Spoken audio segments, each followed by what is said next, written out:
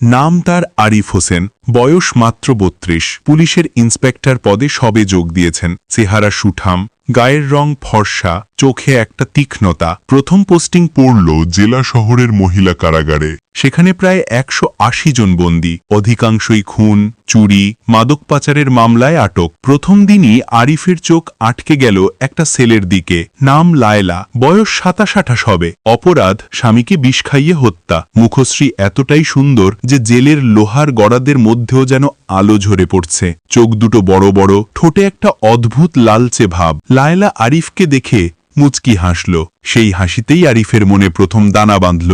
রাতের ডিউটি, জেলের করিডোর নিস্তব্ধ, শুধু দূরে কোথাও একটা কুকুর ডেকে উঠছে। আরিফ চাবি ঝমঝমিয়ে লায়লার সেলের সামনে দাঁড়ালো। কেমন আছো? লায়লা উঠে দাঁড়ালো, গলায় একটা মিষ্টি ভয় মিশিয়ে বলল, স্যার, আমার খুব কষ্ট হচ্ছে, একটু বাইরে হাঁটতে দিন না। আরিফ চাবি ঘুরিয়ে দরজা খুলে দিল। লায়লা বেরিয়ে এলো, পায়ে শব্দ নেই। আরিফ তাকে জিজ্ঞাসাবাদ কক্ষে নিয়ে গেল। সেখানে কেউ আসে না রাতে। প্রথমে শুধু কথা, তারপর হাত ধরা, তারপর যা হওয়ার তা হয়ে গেল। লায়লা কিছু বলল না, শুধু চোখ বুজে রইল। তার চোখে জল ছিল, কিন্তু মুখে কোনো প্রতিবাদ নেই। সে জানে এই জেলে তার কথা কেউ শুনবে না। পরের দিন থেকে এটা নিয়ম হয়ে গেল।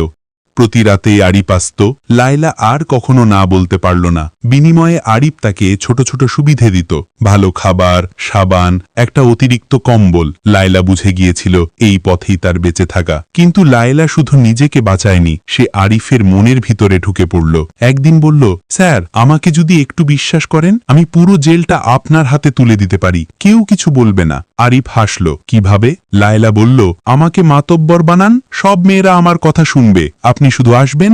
আরিফ রাজি হল। লায়লা হয়ে গেল জেলের অঘোষিত নেত্রী। সে যাদের বলতো তারা রাতে আরিফের ঘরে যেত। কেউ কাঁদত, কেউ চুপ করে সহ্য। কারো মুখে প্রতিবাদ ছিল না, কারণ সবাই জানত প্রতিবাদ করলে আরো খারাপ হবে। কিন্তু একটা মেয়ে ছিল আলাদা।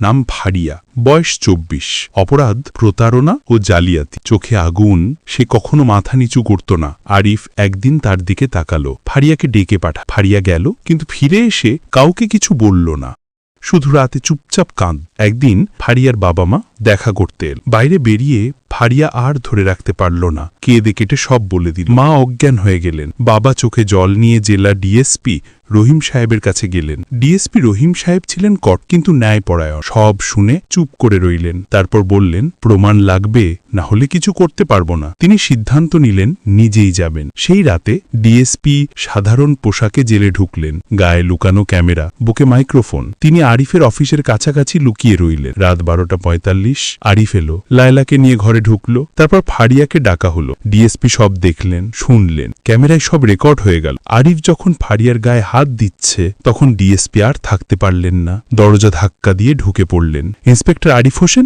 আপনি অ্যারেস্টেড। আরিফের মুখ শুকিয়ে গেল, হাত পা বাঁধা পড়ল। লায়লাকে আলাদা সেলে নিয়ে যাওয়া হলো। পুরো জেলে তল্লাশি চলল। আরো ৩ জন কনস্টেবলের নাম উঠে এলো, সবাই গ্রেপ্তার। পরদিন সংবাদপত্রের হেডলাইন, মহিলা জেলে পাশবিক নির্যাতন, ইন্সপেক্টর সহ ৪ পুলিশ গ্রেপ্তার। আরিফের বিচার হল যাবজ্জীবন কারাদণ্ড। সেই একই জেলে তাকে পাঠানো হলো যেখানে সে একদিন রাজত্ব করত।